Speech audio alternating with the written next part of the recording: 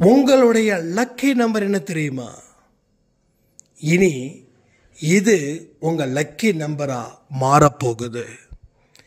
இழந்ததை பெறுவதற்கும் உங்க வாழ்க்கையில நீங்க நம்பிக்கையோட வாழ்வதற்கும் இனி இந்த நம்பர் தான் உங்க வாழ்க்கையை மாற்ற போகுது. உங்க விதியை மாற்றி எழுதக்கூடிய நம்பர் தான் இந்த நம்பர். இந்த நம்பரை பயன்படுத்துங்க, எல்லா இடத்துலையும் பயன்படுத்துங்க. அந்த நம்பர் எப்படிப்பட்டதுன்றது இந்த பதிவில் சொல்லியிருக்கோம், அதை முழுவதுமாக கவனியுங்கள்.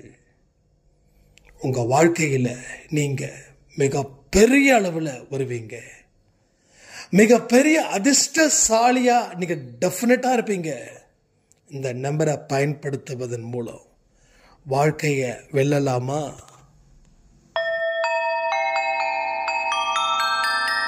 ஓம் சாயிரா சாயிரா, ஓம் சாயிரா சாயிரா, ஓம் சாயிரா சாயிரா, அன்பே சாயிரா, பேரன்பே சாயிரா, அகிலம் தளிக்க ஆத்மா விழிக்க அனுதினம் சாயிரா, எங்கள் அன்பே சாயிரா.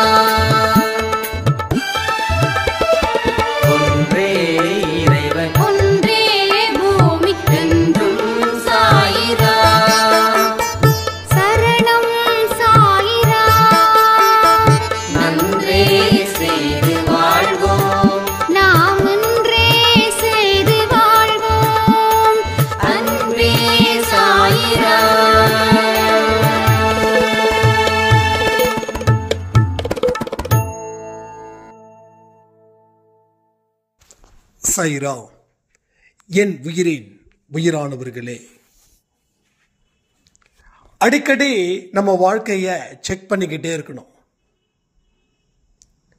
கொஞ்சம் நம்ம அசால்ட்டா விட்டுட்டோம் அப்படின்னா நம்ம படு சிக்கல்களில் மாட்டிப்போம். வாழ்க்கையை பார்த்து பயப்படவும் கூடாது, வாழ்க்கையை பார்த்து அலட்சியப்படுத்தவும் கூடாது. இந்த ரெண்டும் எங்க இருக்குதோ அங்க வாழ்க்கை நல்லா இருக்காது. இன்னைக்கு நீங்க ஒரு விஷயத்துல துன்பத்தை அனுபவிக்கிறீங்கன்னா இதற்கு முன்னாடி அதை பார்த்து பயப்பட்டு இருப்பீங்க, இல்லைன்னா அலட்சியப்படுத்தி இருப்பீங்க. இந்த ரெண்டுல ஏதோ ஒன்று நடந்திருக்குது. அந்த ஒன்று நடந்ததன் விளைவு தான் இப்போ வரைக்கும் அது துன்பம் அப்படின்ற வெறும் பெரும் கடலில் நம்ம தத்தளிச்சுக்கிட்டு இருக்கோம்.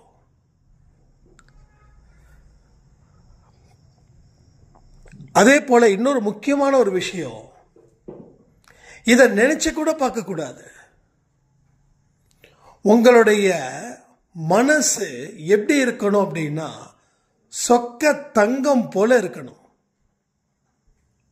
அது பித்தளையா இருக்கக்கூடாது. தங்கம் தங்கமா இருந்தாதான் அது மதிப்பு. பித்தளைக்கு மேல தங்க கவசத்தை பூசிட்டாங்கன்னா ஒரு நாள் இல்லை ஒரு நாள் அது வெளுத்து போயிடும். அப்ப நம்ம என்னதான் மற்றவங்க கிட்ட நல்லவங்க மாதிரி நடிச்சாலும் புண்ணியம் கிடையாதுங்க. நம்முடைய இயல்பான மனசுல அவ்வளவு அசுத்தம் இருந்துருச்சுன்னா ஒரு நாள் இல்லை ஒரு நாள் அது வெளிப்படும். வெளிப்படும் போது நம்மளுடைய மானம் மரியாதை அத்தனையும் துண்டு துண்டா போயிடும். அப்போ உங்க வாழ்க்கையில இந்த நிமிஷம் வரைக்கும் பல விஷயத்தை நாம செஞ்சுக்கிட்டு இருக்கோம். செய்த விஷயங்கள் அத்தனையும் சரியானதா இல்லை தவறானதா? அப்போ உங்க வாழ்க்கையில துன்பம் துரத்துது அப்படின்னா செய்த அத்தனை விஷயமும் தவறானவை. அதன் தொடர்ச்சியே துன்பம் உங்களை துரத்துது. அடிக்கடி நம்ம சொல்லுவோம், ஆசைப்படாதீங்க. ஆசையே துன்பத்திற்கு மட்டும் இல்லை, ஆசைய அழிவிற்கும் காரணமாக அமையுது. ஆசை அகங்காரத்தை வளர்க்குது, ஆசை சந்தோஷத்தை கெடுக்குது, ஆசை பேராசையா மாறுது, ஆசை ஒரு மனுஷனை பைத்தியக்காரத்தனமா ஆக்குது. ஏன் எல்லாத்தையும் தாண்டி பாவமும் செய்ய வைக்குது. ஒரே ஒரு வார்த்தையால ஒரு வாழ்க்கையில ஏற்படக்கூடிய கொந்தளிப்பு எப்படி இருக்குதுன்றத பாருங்க. நமக்கு தேவையானதை எடுத்துக்கிட்டோமா சந்தோஷம், நமக்கு தேவையில்லாததையும் தேவையானதா நினைச்சு எடுத்துக்கிட்டா சந்தோஷமா கிடைக்கும், துக்கம்தான் கிடைக்கும். அடுத்தவங்க பொருளுக்கு ஆசைப்படுறதும் பாவம். ஒன்ஸ் ஆசைப்பட்டுட்டோம் அப்படின்னா அதை நம்ம நிறைவேற்றியே ஆகணும்னு சொல்லி அதன் மூலமா பின்னாடி வரக்கூடிய துன்பத்தை நம்ம எப்படி ஈடு செய்வோம்? ஒரு செயலை செய்ய ஆரம்பிக்கும் போது அதன் முடிவு எப்படிப்பட்டதா இருக்குதுன்னு நினைச்சு அதுக்கப்புறமா அதை ஆரம்பிக்கலாமா வேண்டாமான்னு யோசிக்கணும். முடிவு ஒரு பாவத்துக்கு கொண்டு போகுதுன்னா அந்த செயலை செய்யவே கூடாது. அதுதான் புத்திசாலிங்க செய்யக்கூடிய விஷயங்கள். முத ஒரு ஒரு ஒரு டீனேஜ் ஒரு பையன், ஒரு 18 வயசு, அவனுக்கு 20-22 வயசுல சில நண்பர்கள் ஃப்ரெண்டா இருக்காங்க. அந்த பையன் ஒழுக்கமான பையன், தங்க தட்டில் வைக்கக்கூடிய ஒரு பையன். அப்போ அந்த பையன்கிட்ட மற்றவங்களாம் சொல்றாங்க, தம்பி கொஞ்சம் தண்ணி அடிச்சு பாரு, அவ்வளோ ஹாப்பியா இருக்கும், சந்தோஷமா இருக்கும். இதெல்லாம் இந்த வயசுல செய்யாம எந்த வயசுல செய்ய போற? அப்போ அந்த டீனேஜ்ல இருக்கக்கூடிய அந்த பையன் நினைச்சு பார்க்கணும், இப்போ நான் இந்த விஷயத்தை கையில எடுத்தா என்னுடைய வாழ்க்கை எப்படி இருக்கும்? இது ஒரு நாள் எடுக்கிறோமா, எடுத்தா பரவாயில்ல. ஆனா தொடர்ந்து இதுக்கு நம்ம அடிமையாகி 1000 நாட்கள் முழுவதும் எடுத்தா என்ன ஆகும்? எனக்கும் கஷ்டம், என்னை நம்பி இருக்கக்கூடிய குடும்பத்துக்கும் கஷ்டம். ஆக இது வேண்டான்னு சொல்லி ஒத்தி வைக்கிறான் பாருங்க, அவனே சிறந்தவன், அவனே புத்திசாலி. இல்லை ஒரு நாள் தானே, அண்ணனுங்கெல்லாம் கூப்பிடுறாங்க, நம்மளால கண்ட்ரோல் பண்ண முடியாமலா போயிடும், கண்டிப்பா நம்ம கண்ட்ரோல் பண்ணிடுவோம் அப்படின்னு சொல்லி அலட்சியமாக அதை எடுத்தா ஆபத்துல கொண்டு போய் முடியும். இது உதாரணத்துக்கு சொல்றேன். நான் நிறைய விஷயங்கள் முடிவை பத்தி கவலைப்படாம சட்டன்னு எடுத்துருவேன், ஆனா முடிவு ரொம்ப ஆபத்துல போய் நிற்கும். இப்போ அப்படி இல்லை. எதை செஞ்சாலும் அதனுடைய முடிவு எப்படிப்பட்டதா இருக்குதுன்றத முன்னாடியே தெரிஞ்சுக்கிட்டு அதற்கு தகுந்த மாதிரி அந்த செயலை செய்யலாமா வேண்டாமான்னு யோசிக்கிறேன். நீங்களும் அதே போல செய்யுங்க, நல்லது தானே?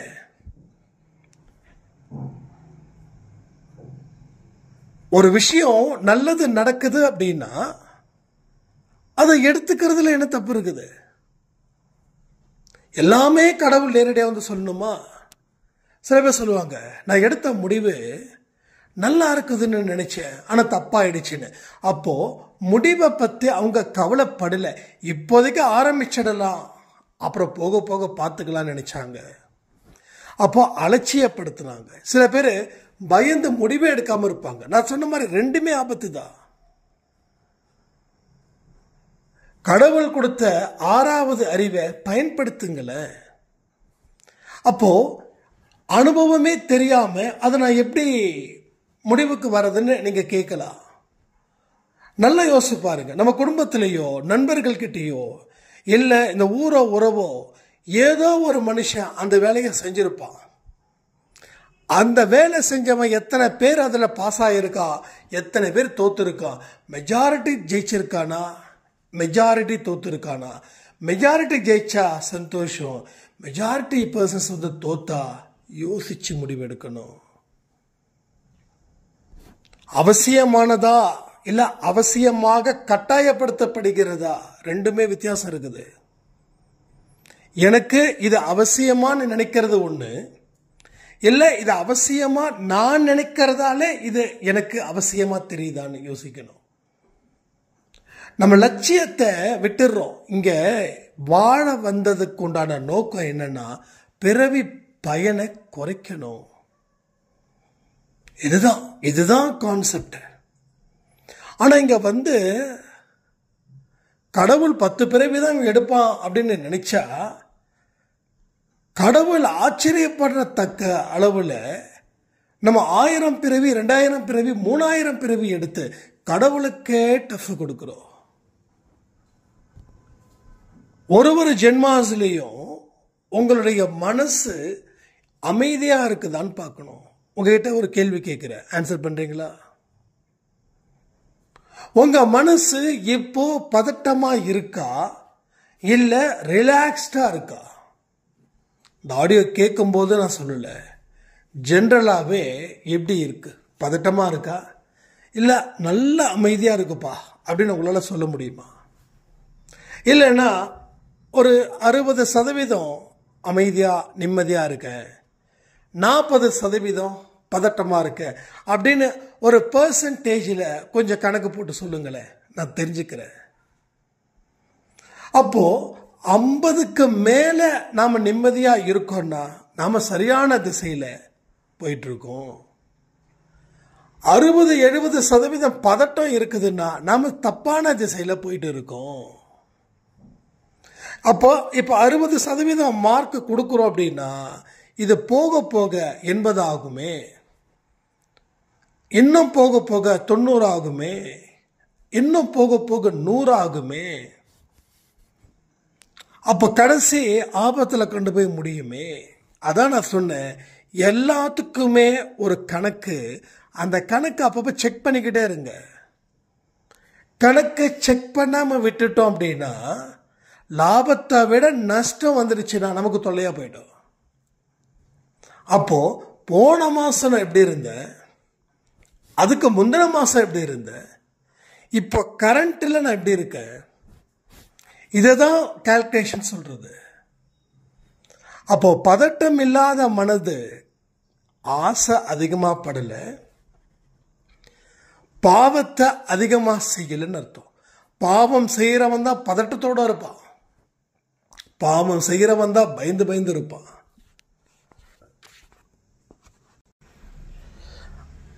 அப்போ நாம அவேர்னஸோட இருக்க நம்ம வாழ்க்கைய நாம கம்ப்ளீட்டா ஒரு சரியான பாதையில டிசைன் பண்றோம்.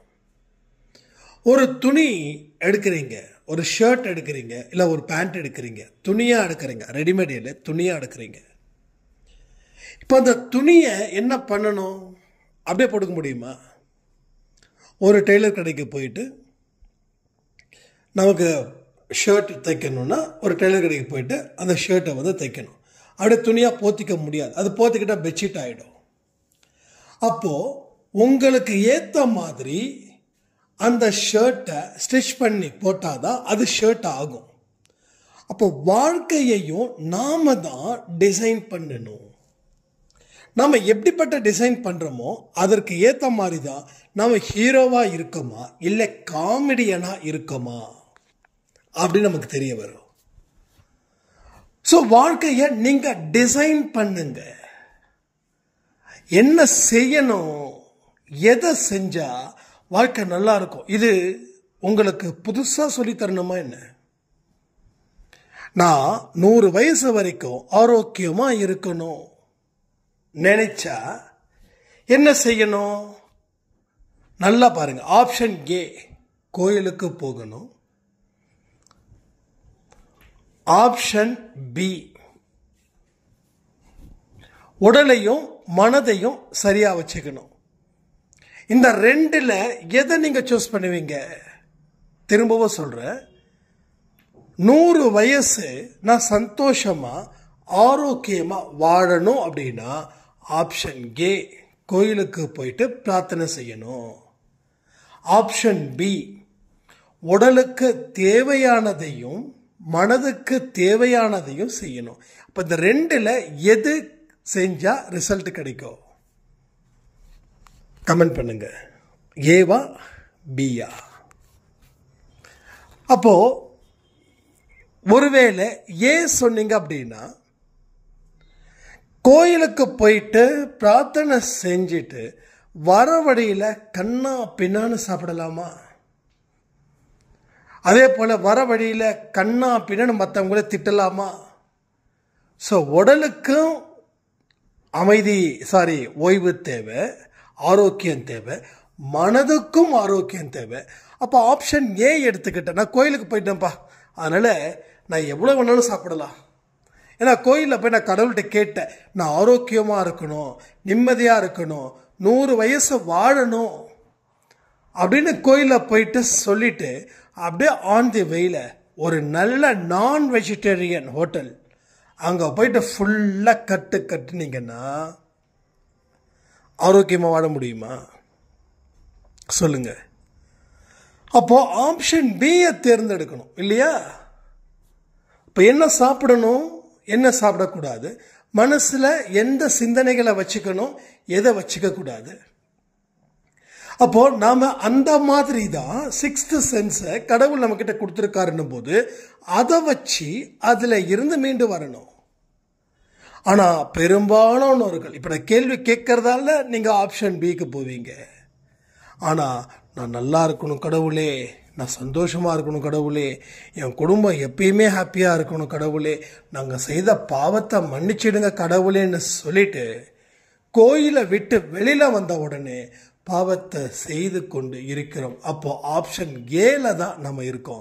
அதனால தான் என் வாழ்க்கையில எதுவுமே நடக்க மாட்டேங்குதுன்னு கேட்குறோம். ஒரு சாய்ராம் சொன்னாங்க, எனக்கு எப்போ பார்த்தாலும் உடம்பு ஏதாவது பிரச்சனை பண்ணிக்கிட்டே இருக்குங்க சாய்ராம், என்ன சாப்பிட்டாலும் ஜீரணமாக மாட்டேங்குது சாய்ராம் அப்படின்னா அவங்ககிட்ட கேள்விகள் கேட்ட, என்னதான் சாப்பிட்றீங்க? வீட்டில் 2 டீனா வெளியில் 5 டீ. அப்போ டீ மட்டும் இல்லை, கூட வடை, போண்டா, பஜ்ஜி. அப்போ 1 ஹவருக்கு ஒரு தடவை வயிற்ற ஃபுல் பண்ணிக்கிட்டே இருக்கோம். ஆரோக்கியமான ஃபுட்டையும் எடுத்துக்கிறோம், ஆரோக்கியம் இல்லாத ஃபுட்டையும் எடுத்துக்கிறோம். கடைசியில் எது ஜெயிக்குது? ஆரோக்கியம் இல்லாத ஃபுட்டை எடுத்ததால ஆரோக்கியம் இல்லாத மனிதனாக வாழ ஆரம்பிச்சிட்டோம். இப்படிதான் நம்ம வாழ்க்கையில முரண்பாடுகள் ஜாஸ்தியா இருக்குதுங்க. இதை சரி பண்ண முயற்சிகள் தான் நம்ம செய்ய சொல்றோம். என்ன லட்சியமோ அந்த லட்சியத்துக்கு தேவையான டூல்ஸை மட்டும் எடுங்க. வேற எதையாவது எடுத்துட்டீங்கன்னா உங்க லட்சியத்தை அடையாம போயிடும். நம்ம டார்கெட் எதை வேணாலும் பண்ணிக்கலாம். இப்போ உங்களுக்கு என்ன தேவை சொல்லுங்களேன் கமெண்ட்ல. என்ன வேணும்? என்ன வேணும்? கடன் தீரணுமா? சொல்லுங்க. நோய் தீரணுமா? சொல்லுங்க. குடும்பத்தில் பிரச்சனைகள் ஏதாவது சொல்ல முடிஞ்சா அதையும் சொல்லுங்க. எல்லாத்தையும் தீர்க்கலாம். கடன் தீரணுமா? எஸ், கடன் தீரணும். இது உங்க லட்சியமா இருக்கட்டும். இதுதான் உங்க வாழ்க்கையில இனி கவனத்தை வைக்க வேண்டிய ஒரு இடம். அப்போ அதை தீர்க்கணும் அப்படின்னா அதற்கு உண்டான வழிகள் எல்லாம் மட்டும் கவனத்தை வைங்க, வேற எதுலையும் கவனத்தை வைக்க கூடாது. கடன் தீரணும்னா கடன் வாங்கக்கூடாது, அதுதான் முதல் லட்சியமா இருக்கணும். அங்க இருந்து கடனை வாங்கி இங்க அடைக்கிறது, இங்க இருந்து அங்க அடைக்கிறது. அப்போ ஒரு கடன் 2 கடனா மாறும். அப்ப 2 கடன் 4ஆ மாறும், 4ன்றது 8ஆ மாறும், 8ன்றது 64ஆ மாறும். பிளஸ் பிளஸ்ஸா மாறுது, கடைசியில் மல்டிபிள் பெருகிடும். அப்ப கடனை அடைக்கணும்னா கடன் வாங்கக்கூடாது. 2வது, வருமானத்துக்கு என்ன வழி இருக்கோ அதுல ஃபோக்கஸ் பண்ணணும். நல்லா உழைக்கணும், மனசுல நம்பிக்கை வைக்கணும். தேவையில்லாத இடத்துல குதிரைக்கு கடிவாளம் போட்டா எப்படி இருக்குமோ அப்படிப்பட்டதா நம்முடைய மனது இருக்கணும். நேரத்தை வீணாக்க கூடாது, நேரத்தை புலம்பியே தீர்க்கக்கூடாது, நேரத்தை சினிமாவிலேயோ ஃபன்னாவோ இருக்கவே கூடாது. நேரத்தை சரியான முறையில் உபயோகி. 8 மணி நேரம் ஒர்க் பண்ணு. மொத்தம் 24 மணி நேரத்தை 3 பிரிச்சுக்கோ. அதை நீ சரியா செய்ய, உன்னோட கடன் தீரும். எங்க கவனம் வைக்கிறியோ அதுதான் உன் வாழ்க்கைய ஒரு தாக்கத்தை ஏற்படுத்தும்.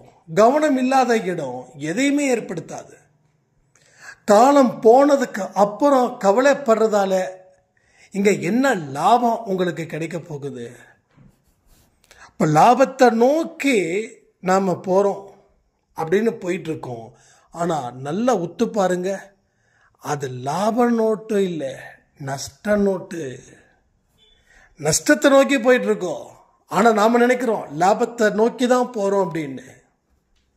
கணக்கு எழுதும் போது கூட பார்த்தீங்கன்னா முதல்ல வரவு எழுதுவாங்க, அப்புறம்தான் செலவு எழுதுவாங்க. அதெல்லாம் நம்ம சரியாக பண்ணுறோம். ஆனால் வரவு தான் வரவே மாட்டேங்குது. எழுதுறது எல்லாம் செலவாக இருக்குது. செலவை கம்மி பண்ணுறது கூட ஒரு வரவு தான் தெரியுமா உங்களுக்கு? ஒரு மாதத்துக்கு ஒரு 20,000 ரூபாய் செலவாகுதுன்னு வச்சுக்கோங்க. ஒரு உதாரணத்துக்கு சொல்கிறேன். 20,000 ரூபாய் அரிசி, மொபைல் ரீசார்ஜு, டிடிஹெச் ரீசார்ஜு, அது இது எல்லாம். இப்போ இந்த 20,000த்தை ஒரு 1000 ரூபாய் குறைச்சிங்கன்னா அது வரவா மாறும். அப்போ உங்கள் செலவு 19,000, அடுத்தது 18, அடுத்தது 17. அப்போ 20,000 இருக்கக்கூடிய செலவை கட்டுப்படுத்த நினைக்கும் போதே அடுத்த 6 மாசத்துக்குள்ள 5,000 ரூபாய் கம்மியாகுது.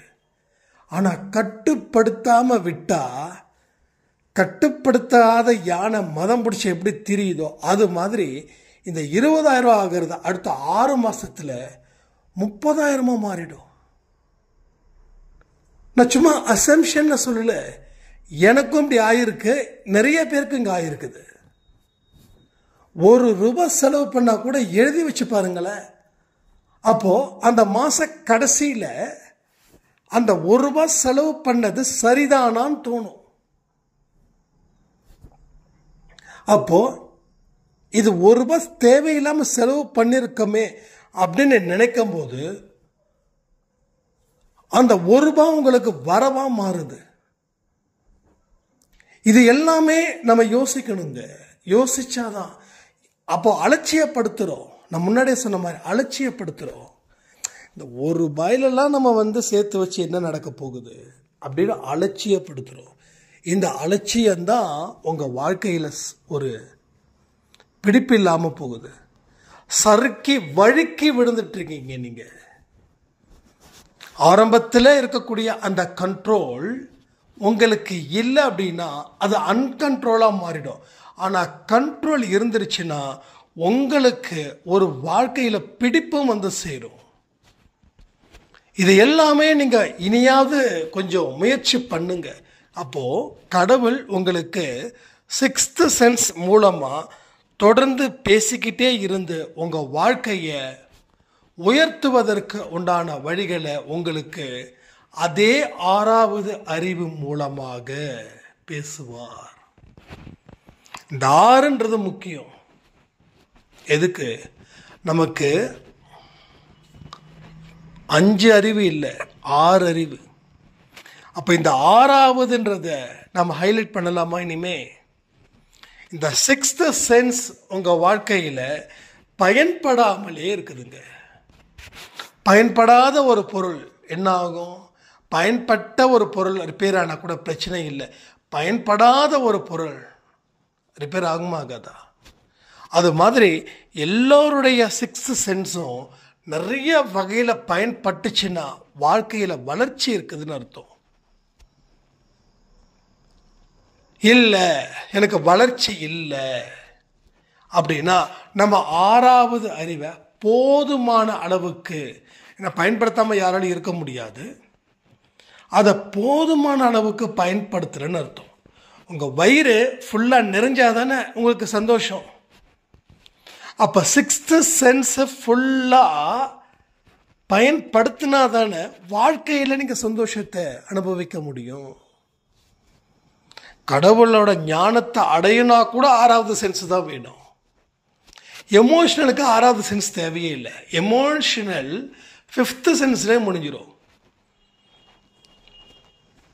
ஆனால் சிக்ஸ்த்து சென்ஸ் தான் உங்களுக்கு எமோஷ்னல் அற்ற ஒரு நிலை. அந்த நிலையில் நீங்கள் அந்த சிக்ஸ்த்து சென்ஸை பயன்படுத்தணும். பயன்படுத்தும் போது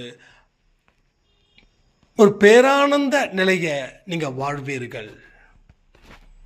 உங்கள் வாழ்க்கையோட போக்கையே அந்த சிக்ஸ்த்து சென்ஸை பயன்படுத்த டோட்டலாகவே இங்கே கதையே மாறிடும். உங்கள் வாழ்க்கையில் நீங்கள் யாரும் ஜெயிக்க மாட்டாங்க அப்படின்னு எத்தனை மனுஷங்க சொல்லியிருப்பாங்க. அத்தனை மனுஷங்களுடைய வாயையும் இந்த 6வது நம்பரை வச்சு நீங்கள் வாயடைக்கலாம். கடவுள் உங்களுக்கும் எனக்கும் அதை கொடுத்துருக்காரு. அதை தெரிஞ்சுக்காம புரிஞ்சுக்காம இருந்ததால இந்த விளைவு. இப்போ நாம் தெரிஞ்சுக்கிட்டோம், அதை இன்னும் டீட்டெயில்டாக இந்த பதிவின் மூலமாக தெரிஞ்சுக்கிட்டோம். இப்போ நீங்கள் சரியாக பயன்படுத்தி பாருங்கள். என்ன முடிவு எடுக்கணும்னா சிக்ஸ்த்து சென்ஸு வேலை செய்யும். நீங்கள் மற்றவங்க கிட்ட போயிட்டு நான் என்ன முடிவு எடுக்கிறது அப்படின்னு கேட்காதீங்க.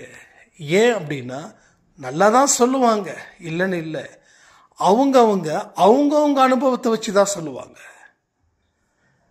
இப்போ ஒரு மனுஷங்கிட்ட போயிட்டு பிஸ்னஸ் பண்ணலாமா அப்படின்னு நீங்கள் கேட்டிங்கன்னா அவன் பிஸ்னஸில் சக்ஸஸ் அடைஞ்சவனாக இருந்தால் பண்ணலான்னு சொல்லுவான். பட் இன்னொருத்தங்கிட்ட நீங்கள் போய் கேட்குறீங்க, அவன் பண்ண வேண்டாம்னு சொல்லுவான். ஏன்னா அவன் ஒரு பிஸ்னஸை ரன் பண்ணியிருப்பான், அது டோட்டலாக லாஸ் ஆகிருக்கும். கடைசியில் அந்த பிஸ்னஸ் சம்மந்தப்பட்ட இடத்துல வேலையும் பார்ப்பான். நான் ஒரு ரீசண்டாக நம்ம ஊருக்கு போயிருந்தேன். அப்போது அவர் ஒரு பெரிய ஃபேன்சி கடை வச்சு நடத்திட்டு இருந்தார். அப்போ எப்படி போயிட்டுருக்கு அப்படின்னு கேட்டால் எஸ் பரவாயில்லைங்க, நல்லா போகுதுங்க அப்படின்னு. இப்போ நான் ரீசெண்டாக போகும்போது அதே ஃபேன்சி கடை, ஆனால் கடை மாறி இருக்குது. ஆனால் அவர் இருக்கிறாரு, ஆனால் கல்லாப்பட்டியில் வேற ஒருத்தர் இருக்காரு. நான் கேட்டேன், யார் இவர், சொந்தக்காரர்? இல்லை அவர் தான் வாங்கிட்டாரு, இப்போ நான் அந்த கடையில் வேலை பார்க்குறேன். அப்போது அவரால் எப்படி திறமையாக நடத்த முடியுது? ஏன் இவரால் திறமையாக நடத்த முடியலன்னா இவருக்கு போதிய அறிவு இல்லைன்றது தானே உண்மை. அப்போ அவர்கிட்ட போய் சொல்ல முடியுமா உனக்கு அறிவே இல்லை அப்படின்னு சொல்ல முடியுமா? இதான் உண்மை. உண்மையை ஏற்றுக்கிட்டால் பிரச்சனையே இல்லை. நான் ஏற்றுக்க மாட்டேன், அது எப்படி எனக்கு அறிவு இல்லாமல் போகும்? எனக்கு நேரம் சரியில்லை. இப்போ நேரம் நல்லா இருந்தால் நாட்டுக்கே பிரதமர் ஆகிடலாமா? சொல்லுங்க. சுக்கிர திசை அப்படின்னு இருக்கிறவங்க தெருவில் பிச்சை எடுக்கிறது இல்லையா? இதெல்லாம் நம்ம சிந்திக்கணுங்க. சிந்திச்சாதான் அந்த சிந்திக்கிறதுக்கு தான் 6ஆம் நம்பர் தேவைப்படுது. 6ஆம் நம்பர் அங்கே தான் தேவைப்படுது. இப்போ 6ஆம் நம்பர் இஸ் மேஜிக்னு வச்சுக்கலாமா? அன்பே சார் 1:10 எப்படி நம்ம மேஜிக்காக வச்சோமோ அதே போல் 6th number is a magic number. அதை சரியாக பயன்படுத்திக்கிட்டா உலக அளவில் நீங்கள் வெற்றி பெறலாம், பிரபலம் அடையலாம். சச்சின் டெண்டுல்கர் படித்தது 10வது, ரைட்? ஆனால் அவர் கிரிக்கெட்டில் ஜம்பவான். இது மாதிரி நிறைய பேர் சொன்னாங்க. நிறைய செலிபிரிட்டிஸ் அன்றைக்கி ஒரு நாள் ஏதோ நெட்டில் சர்ச் பண்ணும்போது ஆட்டோமேட்டிக்காக வந்தது. அப்போ அவங்களாம் என்ன பண்ணாங்க? 6வது அறிவை சரியாக பயன்படுத்தி தனக்கு எதில் திறமை இருக்குது அதுக்கு நேரத்தை செலவு பண்ணி அதுவே லட்சியமாக எடுத்து வாழ்ந்ததால் சச்சின் டெண்டுல்கர் அப்படின்னா வேர்ல்டு ஃபுல்லாக எல்லா கிரிக்கெட்டில் எந்தெந்த நாடு கிரிக்கெட் ஆடுதோ அத்தனை நாட்டிலையும் அவர் தெரியாத ஆட்களே கிடையாது. அதே மாதிரி MS தோனி யாராக இருக்கட்டும். அப்போ எல்லா மனுஷனும் வாழ்க்கையில் ஜெயிக்கிறான்னா நேரம் கிடையாது. நம்ம அடிக்கடி நம்ம தலைவர் சொல்லுவார், நேரம் கரெக்டாக வரணும். நேரம்லாம் சத்தியமாக இல்லை, உழைப்பு தான் அங்கே நிற்குது. அவர் உழைச்சாரு, இந்த ஏஜ்லேயும் ஹீரோவாக நிற்கிறாரு. உழைச்சா மட்டும் போதுமா? கரெக்டாக அப்டேட்டில் இருந்தார் அவர். எல்லாமே அப்படி பார்த்தா எல்லா ஆக்டர்ஸும் தானே நடிக்கிறாங்க. பட் அதில் உண்டான ஈடுபாடு, டெடிக்கேஷன், மதிக்கும் தன்மை, தொழிலை தெய்வமாக பாவிக்கிறது, தொழிலை நேசிக்கிறது, தொழிலுக்கு என்ன தேவையோ அதை இந்த நிமிஷம் வரைக்கும் ஃபிங்கர் டிப்ஸில் வச்சிருக்கிறது அதெல்லாம் தான் சக்ஸஸ் ஆகுது. ரைட்டா? ஸோ எல்லாருடைய வாழ்க்கையும் அப்படிதான். நம்மளாம் 5% 10% தான் பயன்படுத்துகிறோம். சாரி மன்னிச்சிருங்க. 15% பயன்படுத்திக்கிறவங்க தான் சாதனையாளராக இருக்கிறாங்களா? எவ்வளோ? Just 15%, not 50, 15. அவங்க சாதனையாளர்கள். அப்ப நாம எவ்வளோங்க பயன்படுத்துறோம்? நீங்களும் சரி, நானும் சரி. ஒரு 0.0000000 2 பாயிண்ட், அதாவது நிறைய 0 போட்டு 2 பாயிண்ட். அப்போ இந்த விஷயம் உங்களுக்கு இப்ப தெரிஞ்சுக்கோங்க. தெரிஞ்சுக்கிட்டு உங்களுடைய அறிவை பயன்படுத்துங்க. பயன்படுத்தினீங்கன்னா வாழ்க்கையில ஜெயிச்சிடலாம். ஆனா நம்ம எமோஷனலா இருக்கோம். என் கணவர் சரியில்லைன்னு சொல்லி புலம்புறோம், என் மனைவி சரியில்லைன்னு சொல்லி புலம்புறோம், என் குழந்தைங்க சரியில்லைன்னு சொல்லி புலம்புறோம். உங்க அறிவு மந்தமாக்கப்படுகிறது. மந்த புத்தி வந்துடுச்சுன்னா 5 அறிவுக்கு கூட அந்த மனுஷன் தகுதி இல்லாதவனா இருக்கான்.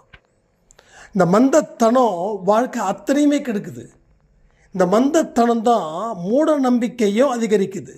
ஷார்ட்டான மெத்தட சொல்லுங்க, வாழ்க்கையில் நான் குபேரன் ஆகணும்னு எங்கிட்ட கேட்குறாங்க.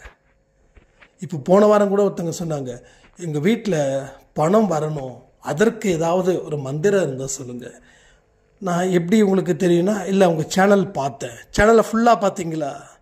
இல்லைங்க, டைட்டில் வச்சு பார்த்தேன், ஃபுல்லாக பார்க்கல அப்படின்றாங்க. புரியுதா உங்களுக்கு? இதுதான் இங்கே நடக்குதுங்க. இதுதான் இங்கே வெற்றிகரமாக நடக்குது. ஸோ எமோஷ்னலால் மூளை குழம்பி போயிடுச்சு, விரக்தி வந்துடுச்சு. ஸோ எல்லாமே முடிஞ்சு போயிடுச்சு. ஆனால் கடவுள் முடியக்கூடாது, தொடக்கம் அப்படின்றாரு. இந்த 6ஆம் நம்பர் தான் உங்களுக்கு தொடக்கம். கொஞ்சம் ட்ரை பண்ணலாமா? கொஞ்சம் எமோஷனலில் குப்பையில் போட்டுடலாமா? நடந்து முடிஞ்சதை வச்சு கண்களை கசக்கிட்டு இருக்கிறத விட்டுட்டு ஜம்முன்னு இருக்கலாமா? நமக்கு என்னடா குறை? கடவுள் அந்த 6வது அறிவை கொடுத்துருக்காரே, அந்த அறிவை பயன்படுத்தி என்னால் வாழ முடியாதா அப்படின்னு சொல்லி நம்ம ஸ்டார்ட் பண்ணலாமா? ஸ்டார்ட் பண்ண நடக்குமா? எஸ், 100% நடக்கும். தெளிவாக நடக்கும். நல்ல புரிதலோட வாழ்க்கையை ஆரம்பிக்கலான்னு சொல்லி நாளைக்கு காலையில் வெற்றி நிச்சயம் சாயம் சத்தியம் அன்பே சாயில் 4 மணிக்கு பப்ளிஷ் ஆகும். இனிமே தினமும் வரும்னு நான் நம்பிக்கையோடு இருக்கேன். நானும் உங்களை அடிக்கடி ஏமாற்றிட்டு இருக்கேன். டெய்லி கொடுக்கணும்னு நினைப்பேன், ஆனால் சம்டைம்ஸ் அந்த டைமிங் இஷ்யூவாக இருக்கிறதால கொடுக்க முடியல. ஸோ அதனால் டெஃபினெட்லி ஒரு நாளைக்கு முன்னாடியே நான் பேசிடுறது பெஸ்ட்டுன்னு தோணுச்சு. அதனால் நாளைக்கு 4 மணிக்கு கொடுக்கக்கூடிய ஆடியோவை நான் இன்றைக்கே பேசி எடிட் பண்ணி வச்சுட்டேன். காலையில் விடிய காலையில் 4 o'clock டான் 4 மணி அடித்த உடனே உங்கள் மொபைலில் வெற்றி நிச்சயம் சாயின் சத்தியம். தயவு செய்து சொல்கிறேன், 4 மணிக்கு எழுந்திருக்கக்கூடிய சாய்ராம்ஸ் அலாரம் அடித்த உடனே நம்ம சேனல் அந்த வெற்றி நிச்சயம் சாயின் சத்தியத்தை கேட்டுக்கிட்டே உங்கள் வேலைகளை பாருங்கள். காலையில் சொல்லக்கூடிய வார்த்தைகள் அந்த நாள் முழுக்க முழுக்க முழுக்க உங்களுக்கு சொந்தமாக்கப்படும். அதனால் மறக்காமல் அதை கேட்கணும்னு தாழ்மையோடு கேட்டு இந்த பதிவை நான் முடிக்கிறேன். ஜெய் சாய்ராம்.